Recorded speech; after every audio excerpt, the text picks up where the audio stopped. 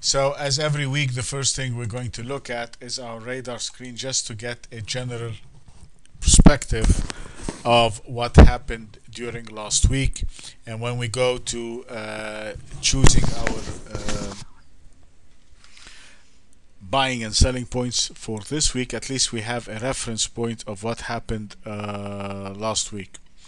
Now, as most of you know, that if you see that the prices are white over here, the long point means above it we're going to buy, the short point means below it we're going to sell. The structure long is a trend changing point to the upside, the structure short is a trend changing point to the downside, and the long stop is that when we place our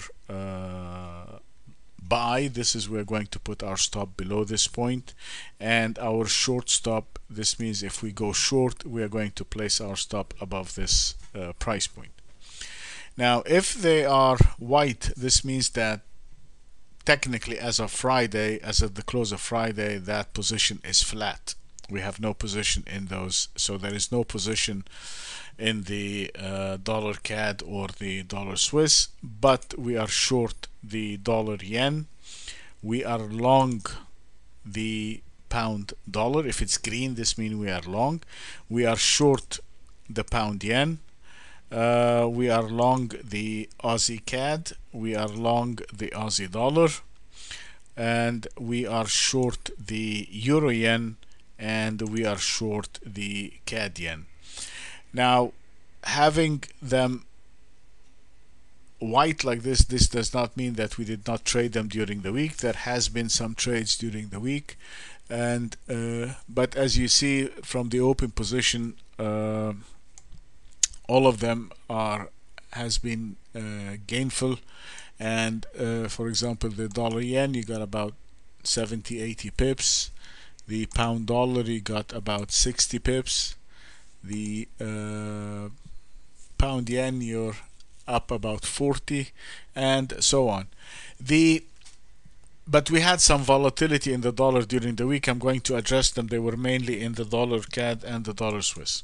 So starting with like what we do every week, the first thing we do is to identify the strength and the weakness of the different currencies, so that we can do our portfolio selection, identifying the strong currencies and the weak currencies. We want to be long, or we want to be buyers of the strong, and we want to be sellers of the weak.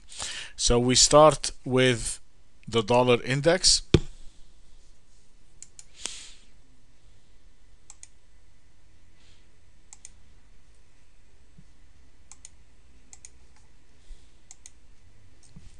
And this is the weekly chart. And as you can see on the dollar index last week, or the last 2 weeks if you will, we had kind of a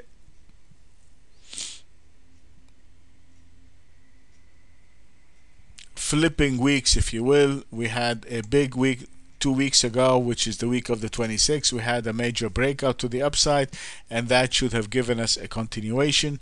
But the following week, which is the week of the 2nd of April, we had a sell-off during the week, only for the prices to turn around and closed slightly stronger, which indicated that this week we should have had a positive week. And just by looking at this day here, the last day, up till Friday, we had a fairly decent week in the dollar, and the high of the week was 82.06, and the low of the week was 81. So we had about 100 points range, only for the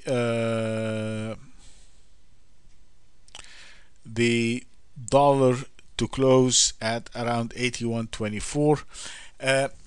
This close is within the prior 2 weeks range, so it's inside, it's contained in this range, it is contained in that range. It is mildly negative, So we're not particularly too excited about the dollar at this point, but it is not a sell signal, it is not a short on the dollar, because technically speaking we have on a breakout to the upside, so we should be still looking at some continuation to the upside in the dollar, unless we do have a break below the 80.33. And that, having 3 weeks within the same range, that would indicate that the dollar again is kind of neutral at this time being. There is no extreme negativity, and it's a neutral currency. The second one we're going to look at, again we're trying to find strength and weakness. This is the Australian dollar.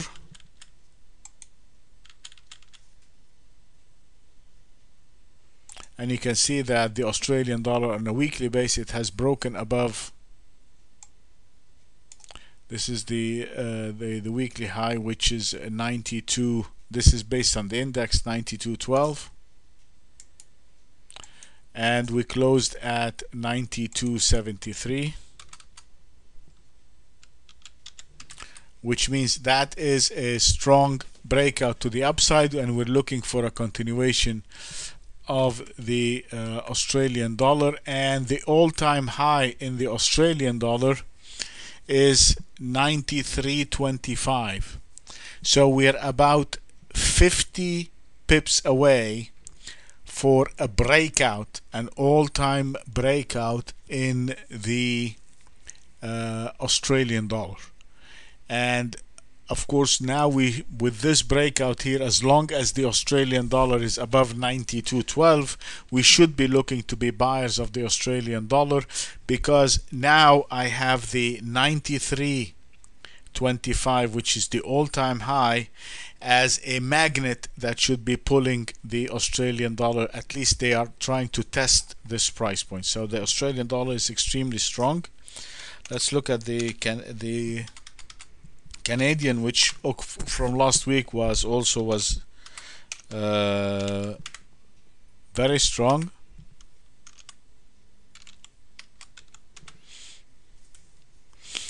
Of course, remember this was our breakout point from last week, and the Canadian has broken to the upside. It is now closed the week at 99.70 or 0.9970, which is close to actual being traded at 1-to-1 for the dollar.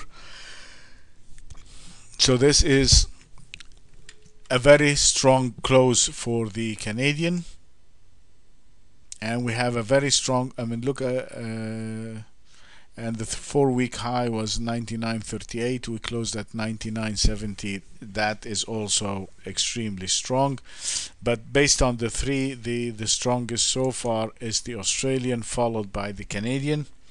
Let's see the euro.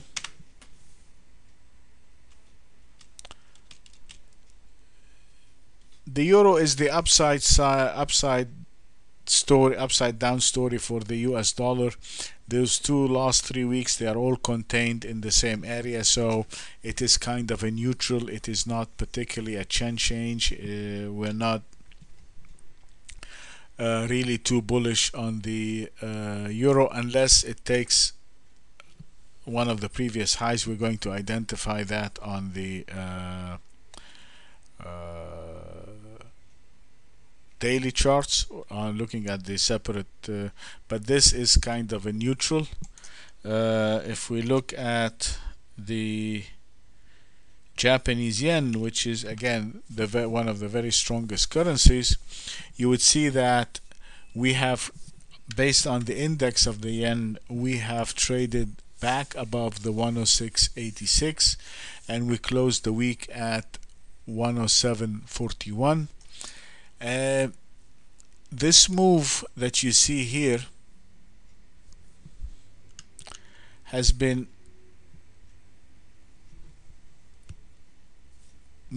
for the last week as a whole. It is not just one day, it is not just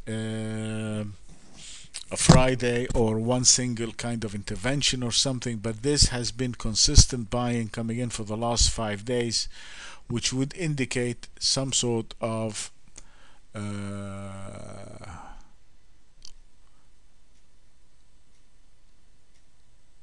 serious buying. Let's put it this way: it got 5 continuous days coming in, and it took it from the low of 105.58 to 107.50. That is a big move.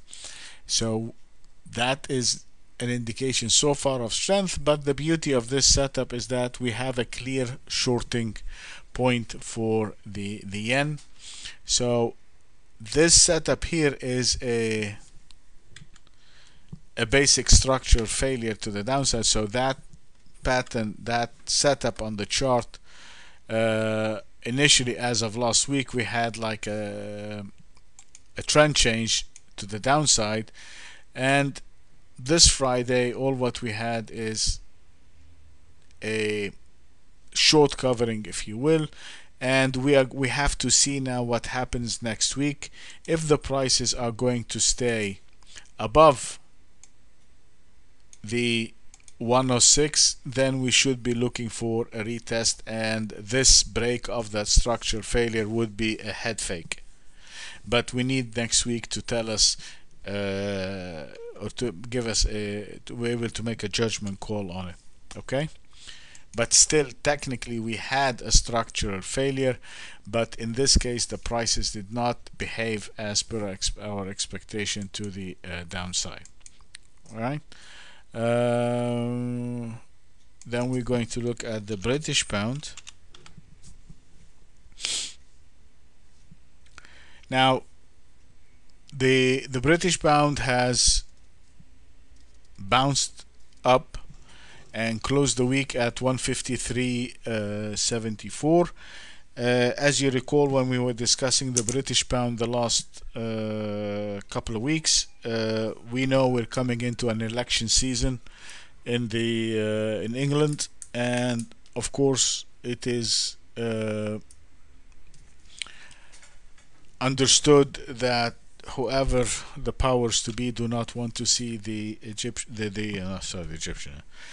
British currency capitulate or decline. So there is some internal support, and as you see, that support came in at the 148.32, which is the historical structural point, and at this point in time we began to see that buying coming in. As of this point, again, if they are being able to hold the pound and they are able to keep it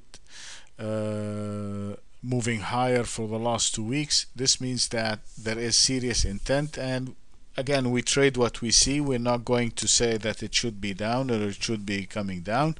If that's what they're doing, then this is how we are going to be trading it, even though it is, we do have a down, we are in a bearish trend in the pound, and we should be looking for a continuation to the downside. So the pound, we're having a short covering supporting rally that is in. And if you look at the Swiss franc is pretty much the same as the euro chart, and it is pretty much the same as the dollar chart. You had this one here, you had 4 weeks, if you will, pretty much inside the range of the last 4 weeks. It is 4 weeks of nothing. It breaks to the upside, goes to the structural point of 95.27, only to turn around. It sells off. Next week it goes up. So you're just getting two sides of not really any serious direction in the Swiss franc. And we're having the same setup that we have seen before, and I've showed you before that setup, which is this megaphone kind of, they call it the megaphone, which is basically inside the range of 1 week. It is followed by several weeks they're making higher highs, they're taking the high of the previous week, and then they turn around and they make a lower low of the previous week, and they make higher highs and lower lows.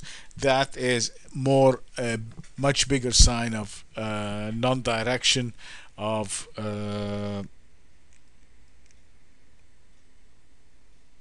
no decision, if you will, or a bigger. So that means that we should be looking at the Swiss franc with non-committal, if you will. If we want to be buying something, we should be buying the Aussie dollar.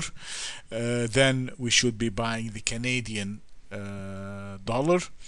The third, we should be looking at, believe it or not, we should be looking at buying some British pound as long as it's above our buying points. If it falls below our buying points, we have to get out of them quickly, because as I said, this is a currency that's just being supported. So as long as it's above those structure points or our buy points, we're going to be long the pound. Also, the yen is moving higher. So the hierarchy now would be Aussie dollar. Let me go back it up so you can write it down. The Canadian dollar, excuse me, is number one. The Canadian dollar is the strongest. Okay, so that will be our number. If we wanted to buy anything, any pair, we'll be looking to go long the Canadian dollar and shorting the weakest. So the Canadian dollar is one. The second one, which is as equally as strong, if you will. I mean, they're both, it's very hard to differentiate between one and the other, but the Australian dollar and the Canadian, they're all on a breakout mode. This is a definite buy on the Australian dollar. Right here, this setup is a definite buy. And if I put the strategy just here to see, I mean, this is the rule based on the rules I'm sharing, you'll see that we have a buy. You see right there? Look at this last buy. Right there, 92.13. That is the buy. Okay, why? Because this is the breakout mode, this is the setup that we see, and this is where we should be, or we should have been buying. So based on that, we should be staying long the Australian dollar, and we should be looking to accumulate, and based on that, it should be testing the high of 93.25. Okay, so the CAD and the dollar are equally strong, followed by the yen, followed by the British pound. Okay, the weak currencies are the Swiss franc, the euro, and the US dollar. But so the euro is the weakest, followed by the Swiss, and then the strongest of the weak is the US dollar. Because the dollar is the only one we did not have a sell signal on. Okay, all right, so that is the basic hierarchy for the week, and then we're going to go now and do each one of them at a time.